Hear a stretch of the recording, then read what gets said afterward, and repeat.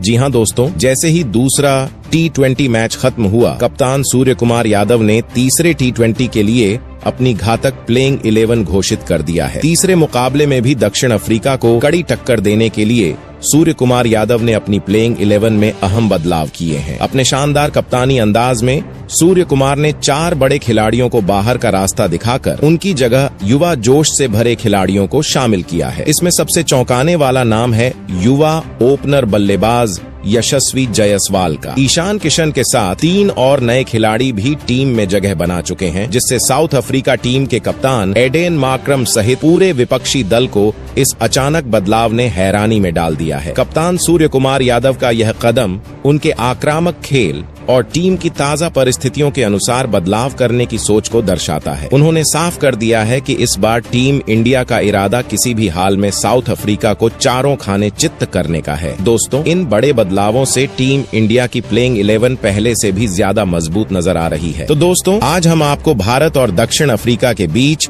4 मैचों की T20 series का तीसरा मुकाबला कब, कहां और कितने बजे से खेला जाएगा, इसकी पूरी जानकारी देंगे। साथ ही हम यह भी बताएंगे कि इस रोमांचक मुकाबले का लाइव टेलीकास्ट टीवी पर और फ्री में लाइव स्ट्रीमिंग मोबाइल पर कहां देख सकते हैं। इसके अलावा हम पिच रिपोर्ट पर भी चर्चा करेंगे, जिससे आपको पता चलेगा कि इस तीसरे T20 मुकाबले में बल्लेबाजों की चौकों और छक्कों की बारिश होगी या गेंदबाजों का सिक्का चलेगा। क्या पिच पर बल्लेबाजों के लिए रन बनाना आसान रहेगा या फिर गेंदबाजों को मदद मिल सकती है। भारत और दक्षिण अफ्रीका के T20 इतिहास पर नजर डालें तो दोनों टीमों के बीच मुकाबले बेहद कड़े रहे हैं। आंकड़ों के अनुसार कौन सी टीम हावी रही है और किस टीम ने ज्यादा मैच जीते हैं, यह जानना भी दिलचस्प होगा। इस वीडियो के जरिए हम इस तीसरे T20 मुकाबले से जुड़े सभी महत्वपूर्ण आंकड़े, दोनों टीमों की संभावनाएं और खिलाड़ियों की फॉर्म पर भी चर्चा करेंगे। तो बने रहिए हमारे साथ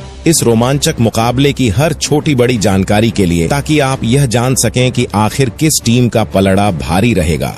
दोस्तों, सबसे पहले बात करते हैं भारत और दक्षिण अफ्रीका के बीच चल रहे 4 मैचों की इस रोमांचक T20 सीरीज के तीसरे सुपरहिट मुकाबले के शेड्यूल की। दोनों टीमों का यह तीसरा T20 मुकाबला दक्षिण अफ्रीका के घरेलू मैदान सुपर स्पोर्ट्स पार्क सेंचुरियन में खेला जाएगा। भारतीय समय के अनुसार यह रोमांचक मुकाबला शाम 8:30 बजे से शुरू होगा। सेंचुरियन का यह मैदान दक्षिण अफ्रीका का एक प्रमुख होम ग्राउंड है, जहां अफ्रीकी टीम अक्सर अपने खेल का प्रदर्शन करती है और भारतीय टीम के लिए यह मुकाबला चुनौतीपूर्ण साबित हो सकता है। अब अगर लाइव टेलीकास्ट और लाइव स्ट्रीमिंग की बात करें तो यह मुकाबला टीवी पर स्पोर्ट्स 18 नेटवर्क चैनल पर सीधा प्रसारित किया जाएगा। वहीं जो दर्शक अपने मोबाइल पर इस T20 मैच को लाइव देखना चाहते हैं, वे जियो सिनेमा ऐप पर इसका आनंद बिल्कुल फ्री में ले सकते हैं। इस ऐप के जरिए दर्शक कहीं भी कभी भी इस रोमांचक मुकाबले को लाइव स्ट्रीमिंग के माध्यम से देख सकेंगे। वहीं पर अब अगर भारत और साउथ अफ्रीका के बीच खेले जाने वाले तीसरे T20 मुकाबले में सेंचुरियन की पिच रिपोर्ट की बात करें तो सुपर स्पोर्ट पार्क सेंचुरियन की पिच आमतौर पर तेज गेंदबाजों के लिए अनुकूल मानी जाती है। यहाँ की पिच में शुरुआत में उछाल और तेज गति होती है, जिससे पेसर्स को मदद मिलती है, खासकर नई गेंद से। पहले कुछ ओवरों में गेंदबाज स्विंग और बाउंस के जरिए बल्लेबाजों को परेशान कर सकते हैं। हालांकि जैसे जैसे मैच आगे बढ़ता है, पिच थोड़ी सपाट हो जाती है और बल्लेबाजी के लिए बेहतर हो जाती है। ऐसे में दूसरी पारी में बल्लेबाजों को शॉट खेलने में आसानी हो सकती है। इस मैदान पर औसत स्कोर T20 मैचों में लगभग 160 से 180 रन रहता है। लेकिन अगर बल्लेबाज 180 रन से ज्यादा बना ले तो क्या होगा? टिके रहें और पिच का सही फायदा उठाएं तो यहाँ 200 रन का स्कोर भी संभव है। चूंकि यह हाई स्कोरिंग ग्राउंड है, यहाँ बड़े शॉट्स खेलने वाले बल्लेबाज अच्छा प्रदर्शन कर सकते हैं। इसलिए टॉस जीतने वाली टीम अक्सर पहले गेंदबाजी करना पसंद करती है, ताकि दूसरी पारी में आसान पिच का लाभ उठाया जा सके। यहाँ टॉस जीतने पर टीमें पहले गेंदबाजी करना पसंद करती हैं। वहीं दोस्तों, इस तीसरे T20 मुकाबले में टीम इंडिया के कप्तान सूर्य कुमार यादव जिस खतरनाक प्लेइंग 11 के साथ साउथ अफ्रीका को करारी शिकस्त देने उतरने वाले हैं, उस ढाकड़ प्लेइंग 11 पर चर्चा करने से पहले हम आपको बताएंगे कि भारत और दक्षिण अफ्रीका के बीच अब तक खेले गए T20 मुकाबलों के आंकड़े क्या कहते हैं। अब तक भारत और दक्षिण अफ्रीका के बीच कुल 29 T20 मुकाबले हो चुके हैं। इनमें से 17 बार टीम इंडिया ने अफ्रीकी टीम को मात दी है, जबकि साउथ अफ्रीका ने 11 मुकाबलों में भारत को हराया है। इसके अलावा एक मैच का कोई नतीजा नहीं निकल सका था। इस हेड टू हेड रिकॉर्ड को देखें तो भारतीय टीम का पलड़ा भारी नजर आता है, लेकिन इसका मतलब यह नहीं है कि टीम इंडिया साउथ अफ्रीका को हल्के में ले सकती है। अफ्रीकी टीम अक्सर बड़े मौकों पर खेल का रुख पलटने में माहिर है और इस मुकाबले में भी वे अपने खेल से उलटफेर करने का माद्दा रखते हैं। तो दोस्तों, इन आंकड़ों के आधार पर भारतीय टीम को हौसला तो जरूर मिलेगा, लेकिन कप्तान सूर्य कुमार यादव और उनके साथी ये बात बखूबी जानते हैं कि साउथ अफ्रीका की टीम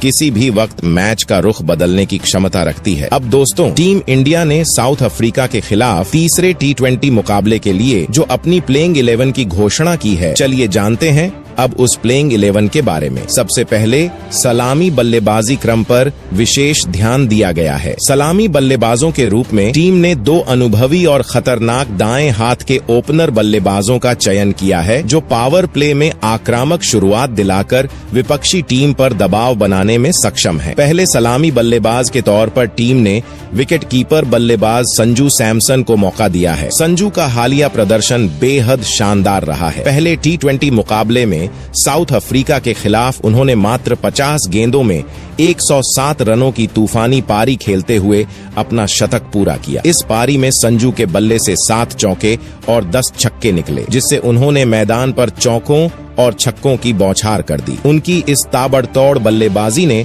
भारतीय टीम को शुरुआती बढ़त दिलाने में महत्वपूर्ण भूमिका निभाई। संजू सैमसन का यह शतक केवल उनके लिए ही नहीं, बल्कि भारतीय T20 क्रिकेट के इतिहास में एक महत्वपूर्ण उपलब्धि है। उन्होंने लगातार 2 T20 मुकाबलों में शतक जड़कर एक नया रिकॉर्ड स्थापित किया है। इससे पहले उन्होंने बांग्लादेश के खिलाफ भी सैकड़ा लगाया था। इसके बाद तीसरे T20 मुकाबले के लिए टीम इंडिया ने अपने ओपनिंग जोड़ी में बदलाव किया है। दूसरे ओपनर के तौर पर ईशान किशन को शामिल किया गया है, जो अभिषेक शर्मा की जगह लेंगे। पहले T20 में अभिषेक शर्मा सिर्फ 7 रन बनाकर आउट हो गए थे, जिसके बाद टीम प्रबंधन ने उनकी जगह ईशान किशन को मौका देने का फैसला किया है। ईशान किशन को लंबे समय बाद टीम में शामिल किया गया है, जबकि ईशान किशन की भी टीम इंडिया में वापसी हो रही है। वहीं इसके बाद तीसरे T20 मुकाबले के लिए टीम इंडिया ने अपने मध्यक्रम में भी बड़ा बदलाव करने का निर्णय लिया है। नंबर 3 पर तिलक वर्मा की जगह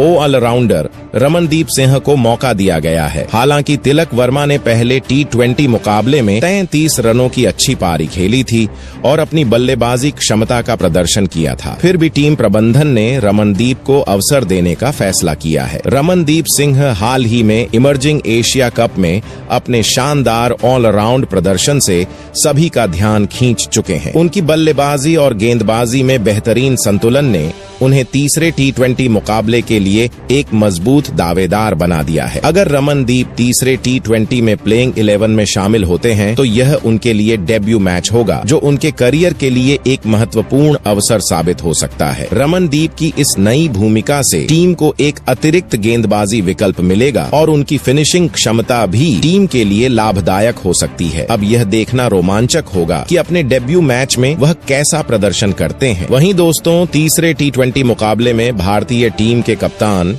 सूर्य कुमार यादव चौथे स्थान पर बल्लेबाजी करते हुए दिखाई देंगे। सूर्या ने हाल ही में श्रीलंका और बांग्लादेश के खिलाफ T20 सीरीज में अपनी बल्लेबाजी का जलवा बिखेरा था। अपनी तेज तर्रार बल्लेबाजी शैली के लिए पहचाने जाने वाले सूर्य कुमार ने इन सीरीज में बेहतरीन प्रदर्शन करते हुए विपक्षी गेंदबाजों के खिलाफ ताबड़तोड़ शॉट्स लगाए और भारतीय टीम को शानदार जीत दिलाने में अहम भूमिका निभाई। हालांकि पहले T20 मुकाबले में साउथ अफ्रीका के खिलाफ सूर्या ने 21 रन बनाकर अच्छी शुरुआत की थी, लेकिन वह इसे एक बड़े स्कोर में तब्दील नहीं कर सके थे। ये पारी उनके द्वारा अपेक्षित स्तर की नहीं थी, जिससे उनका आत्मविश्वास थोड़ा प्रभावित हुआ होगा। मगर इस तीसरे T20 मुकाबले में वह मैदान पर फिर से अपने रंग में लौटने के लिए पूरी तरह तैयार हैं और बड़ी पारी खेलने की कोशिश करेंगे ताकि टीम को मजबूत स्थिति में पहुंचा सके। कप्तान के तौर पर भी उनकी यह जिम्मेदारी बनती है कि वह एक स्थिरता और आक्रामकता का संतुलन बनाए रखें। उनकी असाधारण बल्लेबाजी क्षमता को दर्शाते हैं। अब तक खेले गए 74 T20 मुकाबलों में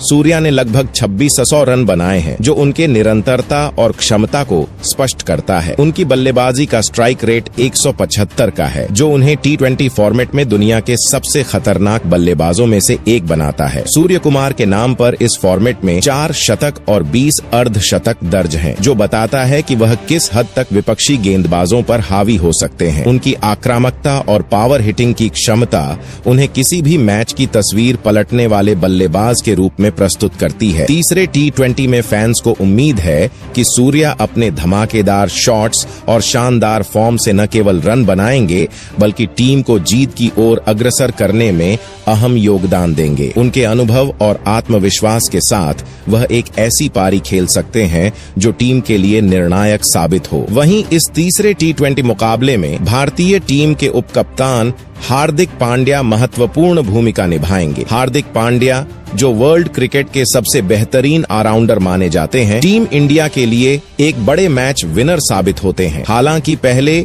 T20 मुकाबले में वह बल्ले से केवल 2 रन ही बना सके थे और गेंदबाजी में भी उनका प्रदर्शन कुछ खास नहीं था, क्योंकि उन्हें कोई विकेट नहीं मिला था। लेकिन उनकी वास्तविक क्षमता से सभी वाकिफ हैं। ऐसे में तीसरे T20 में हार्दिक पांड्या बल्ले और गेंद से धमाकेदार प्रदर्शन करने के लिए तैयार होंगे ताकि टीम को एक मजबूत स्थिति में पहुंचा सके। हार्दिक पांड्या का T20 रिकॉर्ड बेहद प्रभावशाली है। उन्होंने अब तक कुल 105 T20 मुकाबले खेले हैं, जिनमें उन्होंने लगभग 17 रन बनाए हैं। उनके बल्ले से कई मैच जीतने वाली पारियां निकली हैं, जिसमें उनकी आक्रामक बैटिंग और फिनिशिंग स्किल्स ने विपक्षी टीमों को परेशान किया है। इसके अलावा हार्दिक पांड्या की गेंदबाजी भी काफी प्रभावी रही है और उन्होंने 90 विकेट चटकाए हैं। उनका गेंदबाजी, स्ट्राइक रेट और उनकी यॉर्कर और स्लोअर बॉल्स विपक्षी बल्लेबाजों के लिए हमेशा चुनौतीपूर्ण होती हैं। हार्दिक पांड्या का ऑलराउंड प्रदर्शन भारतीय टीम के लिए बेहद महत्वपूर्ण साबित होता है, क्योंकि वह न केवल बल्लेबाजी और गेंदबाजी दोनों में उत्कृष्ट हैं, बल्कि मैच के क्रिटिकल पल्स पर खुद को साबित करने में माहिर हैं। तीसरे T20 मुकाबले में उनकी हर भूमिका महत्वपूर्ण होगी, चाहे वह टीम को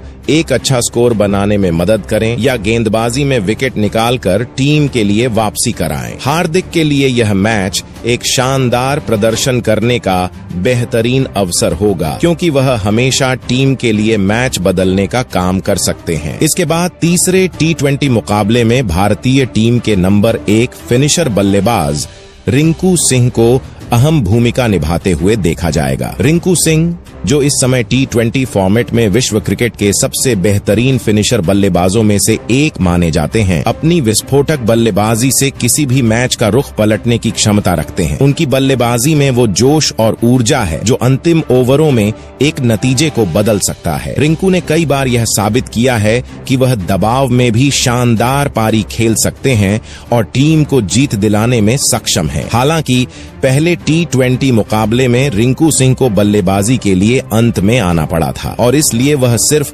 11 रन बना सके, लेकिन उनका यह छोटा सा स्कोर उनके असली टैलेंट को नहीं दर्शाता। उनका असली प्रभाव आखिरी ओवरों में होता है, जब वह विपक्षी गेंदबाजों के खिलाफ अपनी आक्रामकता और पावर हिटिंग से मैच के परिणाम को बदल सकते हैं। रिंकू सिंह के T20 रिकॉर्ड की बात करें तो उन्होंने अब तक 27 T20 मुकाबले खेले हैं, जिसमें उन्होंने लगभग 500 रन बनाए हैं। उनका स्ट्राइक रेट 180 के आसपास है, जो T20 फॉर्मेट के लिहाज से बेहद तेज और प्रभावशाली है। इस दौरान उन्होंने 3 अर्धशतक भी लगाए हैं, जो यह साबित करते हैं कि वह एक जिम्मेदार बल्लेबाज के रूप में भी टीम के लिए अहम योगदान देने में सक्षम है। रिंकू का खेल विशेष रूप से तब प्रभावी होता है जब उन्हें कम ओवरों में बल्लेबाजी करनी होती है और वह ऐसे मौके पर रन बनाने की क्षमता रखते हैं जो विपक्षी टीम के लिए मुश्किल पैदा कर देता है। रिंकू सिंह की बल्लेबाजी शैली उन्हें एक आदर्श फिनिशर बनाती है और इस तीसरे T20 मुकाबले में भी उनकी कड़ी चुनौती साबित हो सकती है। अगर मैच के अंत में रिंकू को बल्लेबाजी का मौका मिलता है तो वह निश्चित रूप से टीम इंडिया के लिए एक मैच विजेता साबित हो सकते हैं। इसके बाद दोस्तों, तीसरे T20 मुकाबले में बाएं हाथ के ऑलराउंडर अक्षर पटेल भारतीय टीम का हिस्सा होंगे और टीम के लिए एक महत्वपूर्ण भूमिका निभाते हुए दिखाई देंगे। पहले T20 मुकाबले में अक्षर पटेल को बल्लेबाजी और गेंदबाजी में दोनों में ही अधिक मौके नहीं मिल पाए थे, जिससे उनका प्रदर्शन सीमित रहा। लेकिन उनकी वास्तविक ताकत दोनों विभागों में है